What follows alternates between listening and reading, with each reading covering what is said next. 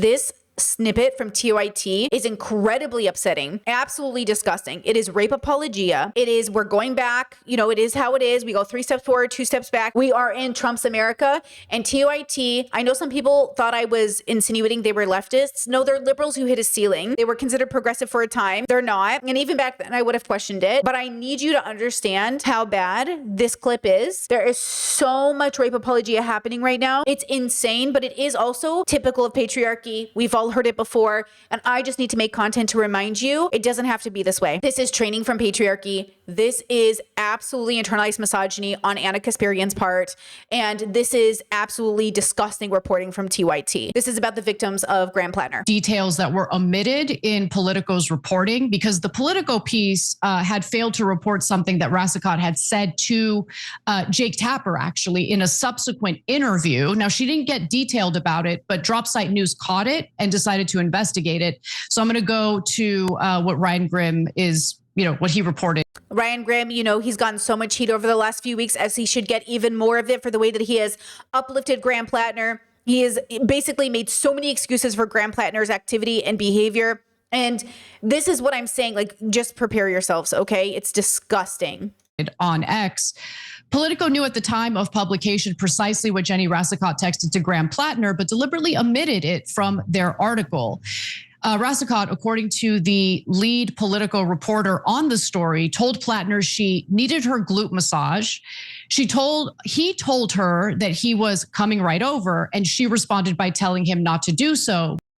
Can you please process this information? So Jenny, who has a lover relationship with Graham Plattner, a sort of, friends with benefits, if you will, respectfully, okay, which is obviously fine as long as everything's consensual, right? Was texting him flirty things, which does not mean consent, and said she needed her glute massage, which could be flirty, could not be flirty. It is a muscle. The glute is a muscle.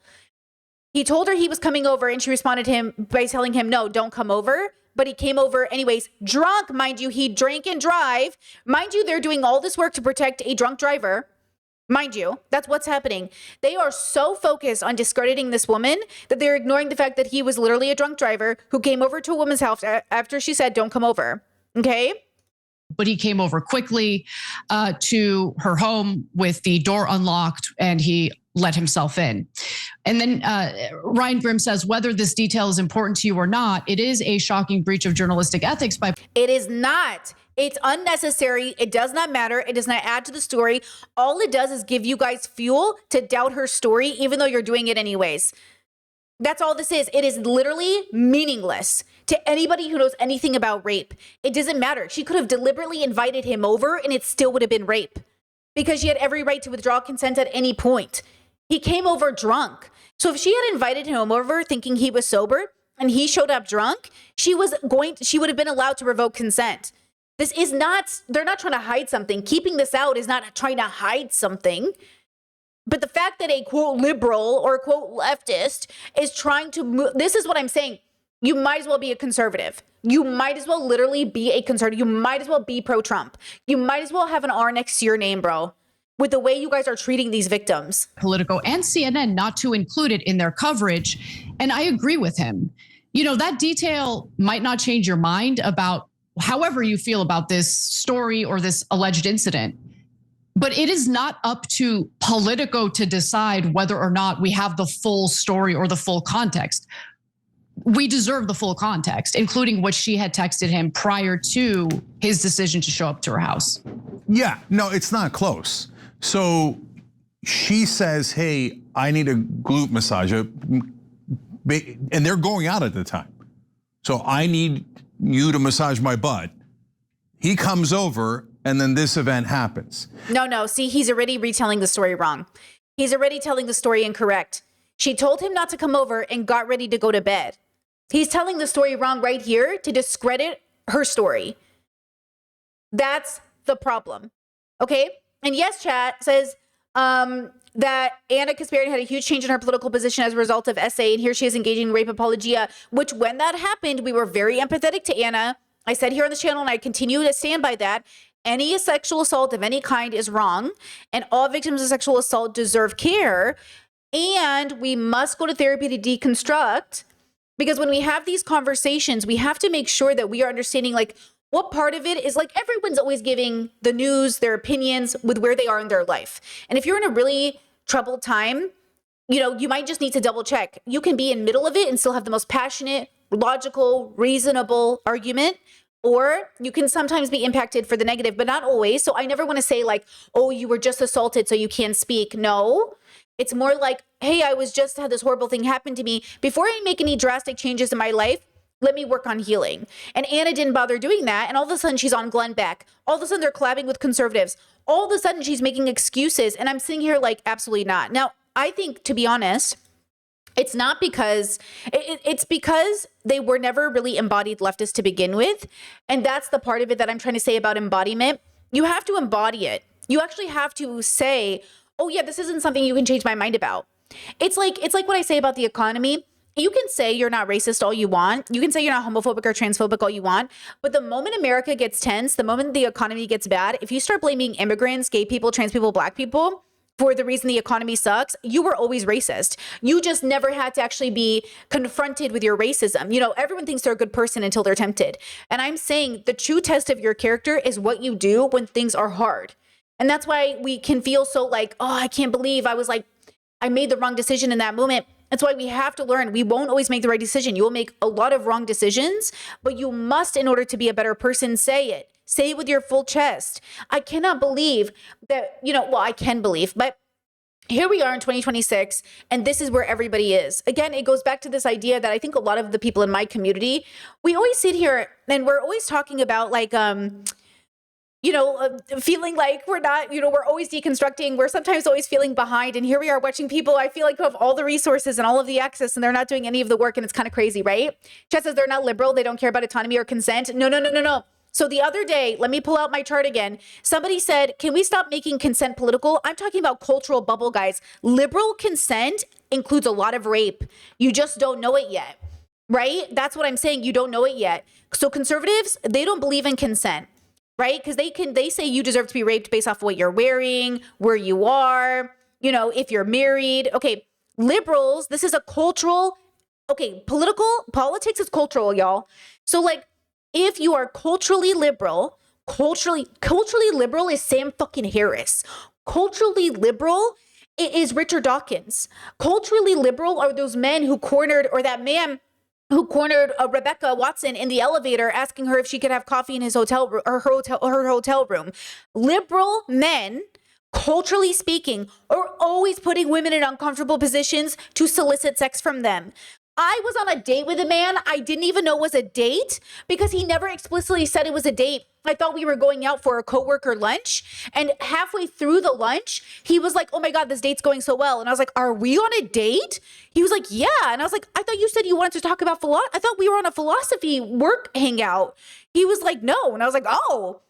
And I was like, I don't want to go on a date with you. And he was like, oh. And I was like, oh. And like we sat there and I was like, oh, I don't know what's happening. Like, I thought we were just meeting up. Like, I didn't know. Like, I didn't even. So again, because nobody ever explicitly said, I would love to go on a date with you. Okay, so that's liberals. Liberal go, but we went out for lunch. It's a date. And I'm saying, what? Conservatives go, oh, you went out for a man. You went out with a man, or you said one flirty text to a man. You know what I mean? Invitation.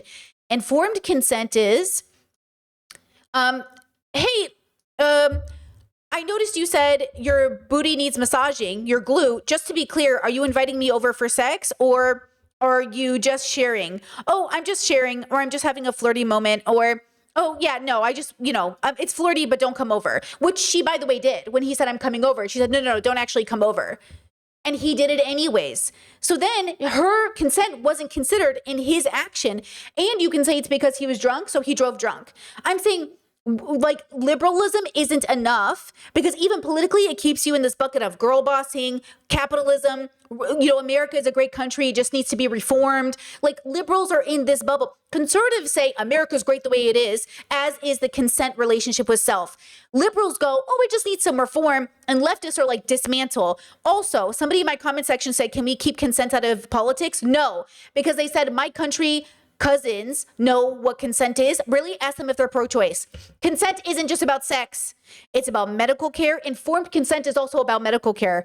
Does your doctor tell you all the details? Do you understand all the repercussions of a surgery? Are you understanding all the like aftermath of the possibilities? Like, so again, when we talk about like consent, I'm not just talking about sex. What about money?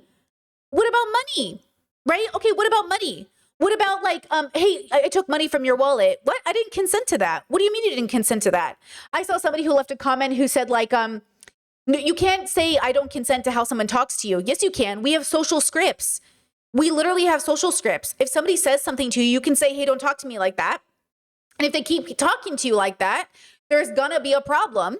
Hopefully it doesn't escalate. But you're absolutely allowed to say, like, please don't talk to me like that. Like, change the way you're talking to me because it's going to cause a problem. And then you two can negotiate, okay, like, how would you like me to speak? Because we need to de-escalate. So when we have these conversations, you know, you can't sit here and say, well, my conservative brothers know, or my conservative cousins know what consent is, and they would never do this. Okay, but do they know what it is when it comes to every other part of your life? Consent is never just about sex or dating, guys. Now, again, To be fair, you could hold on. You could say, hey, you know what? She changed her mind and said, don't come over. You could say he came over and she changed her mind then, and she has every right to change her mind. That's absolutely true. But what is not in dispute is that Politico purposely hid that from you. What do you mean purposely hid it? For what intentions? To say they purposely hid it would say they had what? Malicious intention? They didn't think it mattered? It wasn't important? They knew you would run with it and victim blame? What? You act like every story isn't a story where we tell it in a particular way. Like what do you think they're doing here? To make Plattner look more guilty. They did that on purpose. They had the text and they chose not to share that, which is at a bare minimum, obviously relevant to the context of what happened. Why? So this is what we've been telling you all along.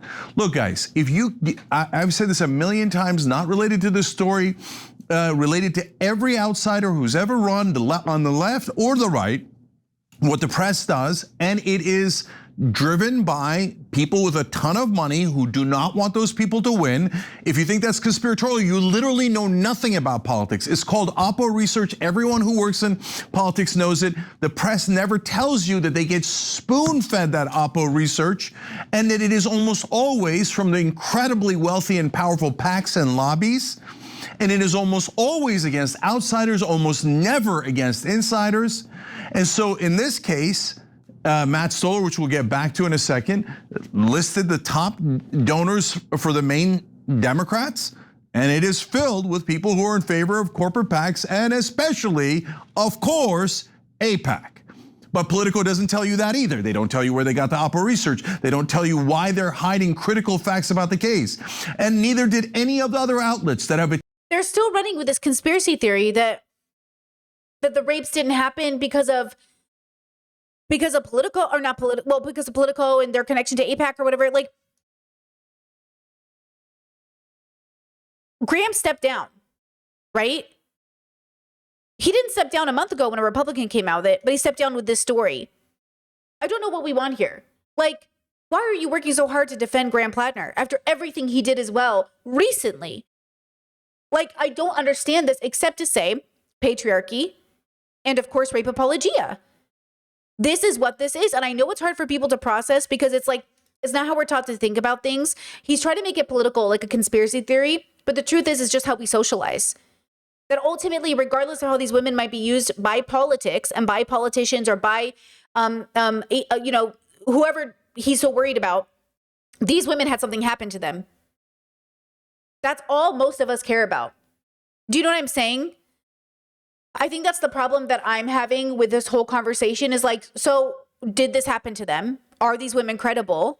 Did Graham admit with his own mouth what he's done to partners, said he was a bad boyfriend? You know, then everything else for me just doesn't matter because that's just politics. Politics is an evil place where good people go to die. Don't I say that all the time? Politics is an evil fucking place. Because look at what you're all doing for the sake of winning. You're compromising all of your values. How easy you sway when you're so desperate to win. And this is why I say America, respectfully, no one deserves pain and suffering. But America deserves Trump because it is exactly a reflection of who we are as a country. And I'm sick of Democrats saying, oh, America isn't this. America's so much better than this. Oh, really? Then make it make sense. Because if America was so much better than this, then why was he elected and why did people vote for him 3 times? Like, why were we pretending that America is better than what it is? So I'm not saying America or any of the people in America deserve the suffering because there's a lot of marginalized people in America. I'm saying you're acting like America as a person isn't Logan Paul. You're acting like, generally speaking, right now, a majority of the people in that country are more than willing to throw trans people under the bus, people of color under the bus, marginalized people under the bus, women under the bus. And I'm saying this is why you have to protect your communities. This is why, you know, if you can't move out of the United States, and I'm not saying you should even just think about moving somewhere more liberal or with community members who are more like you, because certainly that would be one step closer to building community with people. But if you even can't do that, join online communities that are going to be safer spaces for you. Because ultimately, whether we like it or not, and whether or not they want to pretend otherwise, this type of rhetoric coming from, quote, the left, liberals, whoever, is exactly why we are so stagnant as a world. This is why I say you have to this is why I do philosophy through pop culture, girlies, because I was in these bubbles, listening to these people talking to me all the time. And I sat there and I said, this cannot be the best we have. If this is the ceiling, I don't want to be here. I need to outgrow this bullshit. You need to liberate your spirit from this bubble, from these worlds, in order to then come back and help. Okay? Because you can't live in a world where people are doing everything they can to discredit these women without understanding how many of us have been hurt, how many of us have been violated. I just, when I was younger, I just wanted, as a queer kid, as an autistic kid, just as a person who was like very free and wanted to be so free, I just wanted the freedom to flirt with people without it going anywhere. That idea is so boggling to people. They can't even imagine it. They're just like, they're like flirting without sex, wearing a bikini without asking for it. They can't handle it. Then eventually I found a community of people that understood it. They understood what I wanted. And we would flirt and have fun and engage.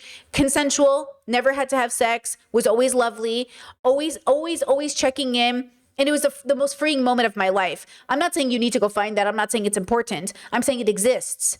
And the same way that nude bike parades exist, and the same way that people exist in polyamory and they're happy, the same way that people are living perfectly happy lives as gay people, the same way that the world will tell you you'll never be happy being alternative, plenty of people are living their best lives because they're not trying to engage with these people or continually trying to force them to humanize them. I'm saying, stop trying to get these people to humanize you. They never will. And start advocating in different ways for your right to exist. Because really, the fact is that whether TYT admits it or not, they are putting these rape victims in a position to have to justify their humanity. Because that's what they're doing right now, all in the name of politics. Attacked and attacked and attacked and attacked. And so why did they call every girlfriend Graham Plattner has ever had? That was the New York Times. But did they call every girlfriend Adam Schiff has ever had? Or Marco Rubio or Ted Cruz? No.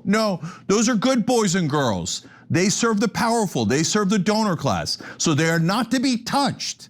But if you got someone who will not serve the donor class, then the objective reporters go and try to destroy them on behalf of the rich and powerful.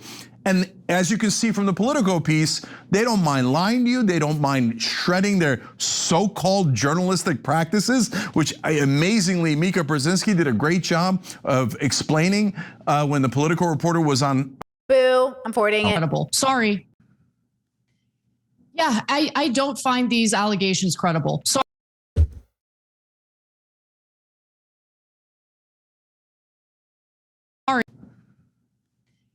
Yeah, I don't find these allegations credible. Sorry. Forcible rape is something that you would want to either fight or flee from. And just the way she tells the story.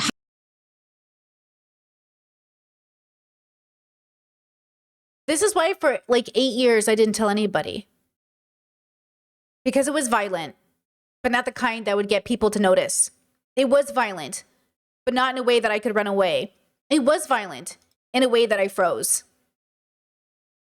This is such a conservative talking point.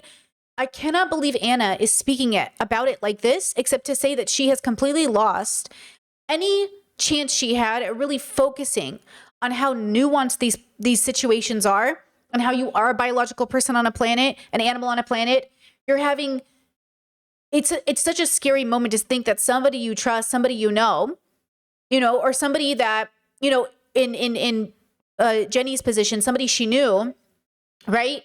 Somebody she was intimate with, violated that safety, the sanctity of the safety they had between each other. He violated it. You would think Anna would think, wow, this is even worse. Could you imagine it was somebody you loved, somebody you trusted, somebody you were friends with, somebody that you genuinely liked being around, only for them to turn around and do this to you, And so for Anna to sit here, and this is exactly the kind of conservative rhetoric I grew up with my whole life, with my family, with my friends, like not my friends, but the conservative kids around me. But this is what I heard my whole life. Is like, oh, well, if it was a violent rape, this. If it was, this is why I say, if you get in a fight as a man and you lose, they buy you a beer. But if you lose a fight to a rapist, you don't get the beer, especially not if you don't have broken bones or you're dead. Somebody in chat said the other day, the only perfect victim they'll see is a dead one.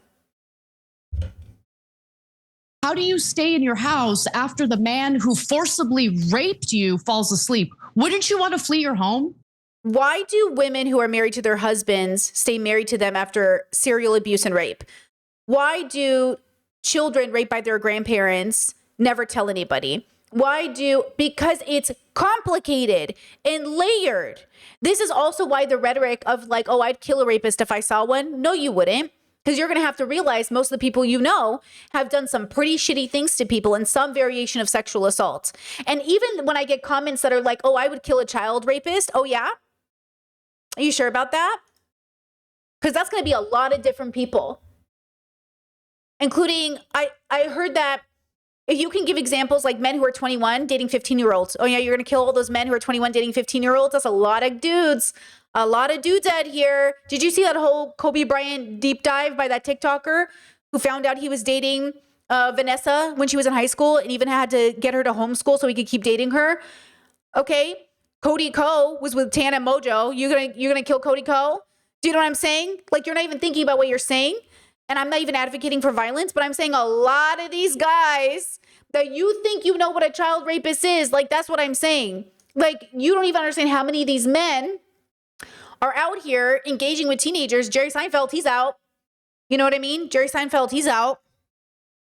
You're just gonna go around. So again, when we have these conversations, what are we talking about? Now people say, oh, that's not rape though. They're teenagers, they're adults. Oh, so they are adults now. So now they're grown-ups. And that's always the question is like, okay, who is what and what is who and where is the line in the sand? It's much more complicated. So let's bring ourselves down to a grounded perspective. We're raising children badly who become adults with no morals. And then as adults, we deny how we missed raising our kids. Society enforces in our children rape culture. And then Anna Kasparian comes on TYT and enforces that rape apologia. She is absolutely participating in exactly the excuses all of these men in power, including Donald fucking Trump, use to take advantage of women. Does she think Donald Trump is a rapist? How is Donald Trump's victims any less credible or more credible than Jenny? They have the same fucking stories. It's the same stories. How could she sit here? Does she think Donald Trump didn't rape anybody? That's what I'm saying. For her to say like this is incredible. What do you mean? What does that even mean? So again, I know it's complicated. I know we have family structures that are complicated. Like, I know we have a lot of like passion and anger and upsetness, but I have to tell you this. Threatening to kill a pedophile isn't actually going to help anybody, since children have reported not telling anybody about their molestations because they didn't want you to kill their grandpas. So you need to be very careful about how you talk about this around your kids. Bragging that you're going to kill their rapist isn't helpful if their rapist is grandpa. Do you know what I'm saying? Okay? So we need to think about this. Chat says, why can't they go to prison? Why shoot them? No prisons. Abolish prisons. Centers, facilities, rehabilitation centers. Rehabilitation for a rapist sometimes looks like never getting out. That's the point. Not punishment, rehabilitation, even if that includes never being put into the public again. It's a very adults in the room conversation. It's very hard for people to process. Most of us love the people in our life, including the rapists in our life. Most of us love the pedophiles in our life. You just don't know it yet because you've never had unconditional love for somebody who turned out to be something different than you thought. but I'm sure you would not want to see that person tortured, assuming you're healed. No offense. Because genuinely, you have to think about this pretty deep, but you would want them to be held accountable. Grant Planner needs to be held accountable. Grant Planner needs to be held accountable. And remind you, like, people asked me the other day, like, how do we take accountability, or how do we do, what did they ask me in chat? They asked me, what is like accountability look like for a rapist? It depends on the rape, and it depends on the situation, but it often does not look like you coming back into society in the way that you left it. Like, that's what people have to understand. You know, like, you time and time again have shown a disregard for people's safety, a pattern of abuse, entitlement, neglect, especially if you're a rapist who, you know, because Anna's using this argumentation, guys. Don't get lost in the convo. Let me know if you have questions. Anna's saying rape is violent, right? So that's what people are doing. Guys, most rape is not violent. Most rape is not violent in the way the movies show. They're not going to rip your hair out and give you a black eye, and that does happen. But most of us who were raped looked perfectly normal the next day. And I'm saying, if you live your life thinking all rapists are like monsters in a bush waiting to attack you, instead of recognizing most rapists are guys you're dating, or people in your family, you're going to have to completely get away with the framework you were given and start with a new one. And Anna's using the old framework. That's what I'm trying to say. Anna's using an old framework that doesn't exist anymore. Bad people aren't monsters. They're humans who are making different moral decisions than you. That's the problem. Do you know what I'm saying? And that's what I want you guys to process. Do you guys have any questions? I feel like I kind of went all over the page because I was thinking about all the different people who could be listening to this, and I didn't want to confuse people. But rapists aren't monsters. They're people with no boundaries. They're people who are entitled. They're people you know. And I know. Anna, you don't know how you would react if it happened to you. I would get the F out of there. You actually would know how you would react. You were assaulted once, and you were. You don't react in the same way every time. So just this idea of like you would, like, I don't know how I would react. I would get out of there. This is the old framework of rape apologia. She's engaging in it. Furious about it, right? And would you have invited that guy over for a cup of tea? No. Okay, so anyways, look, but yeah. This is what I'm saying. If everybody knew what was happening in our families and our backgrounds, if you have a large family, especially girls, like when you grow up and really realize like how everybody is, you realize like, there is a lot going on in our families that nobody talks about. And they are creating a circumstance that doesn't allow victims to come forward. And people always say, why doesn't nobody speak up? Because of Anna Kasparian, because of all these people, because of this rhetoric, because of this framework. This is super important, guys. We don't need to judge the women involved. But you are. That's you their are. personal. You are judging them. You just did it. I don't think these women are credible. If I was her, I would have done this. You are judging them. You are judging them. How dare you? This is why I say open with boundaries, because if he was my uncle, we would not be talking. Okay, if this man was my uncle, if Jake was my uncle, we would not be talking. Because no way did you just use your platform and your microphone for rape apologia, my bro. Lives, and they have different interpretations. I don't begrudge them anything, okay? I care about how does the fire Anna Kasparian for what she just said. If Anna Kasparian was working on my team, she would be fired for what she just said. How dare you engage in rape apologia right here, right now, when this is so fucking serious? Fired. Media treat the different candidates. And are they being honest with you guys, or are they purposely targeting people and trying to destroy them? And that's why they dig and dig and dig, and the other guys get a free pass. What have they uncovered about Susan Collins? Nothing. Right? Why? Because no one's trying to uncover anything about Susan Collins. They're not targeting her. They only target one side. And by the way, if he's replaced by a corporate Democrat, which is what we'll move on to next. I promise you, in the next coming weeks, I would not be surprised if these fucking losers started to interview Graham Planner. Graham, what happened when you were there? Did you think she wanted you to come over? Did you make a wee bit of a mistake? Did you get in the car drunk? Did you drive drunk? You're such a good boy. How'd you get there all by yourself? Look at you. drunk and you drove all the way there without crashing into a tree, you're such a good boy, Graham Plattner. That's what's going to happen. Okay, Ryan Graham and TYT, they're going to eventually have him on and they're going to do cute little PR, interviews. It's going to be disgusting. They won't target that person either. They only target outsiders who will not serve power.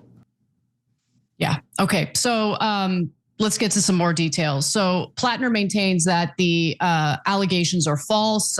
He says that he's totally innocent and that there was no non-consensual sexual activity. Now, he had won a decisive victory earlier with the primary against Collins. So Plattner, who had won that primary, has asked for assurances from the Democratic Party that they will. I mean, who cares? At this point, who cares? We're not going to win anything electorally. We're just not. We're not. And the very progressives, the very leftists who claim that they want real change in this country immediately run away at the first sign of controversy. So it makes.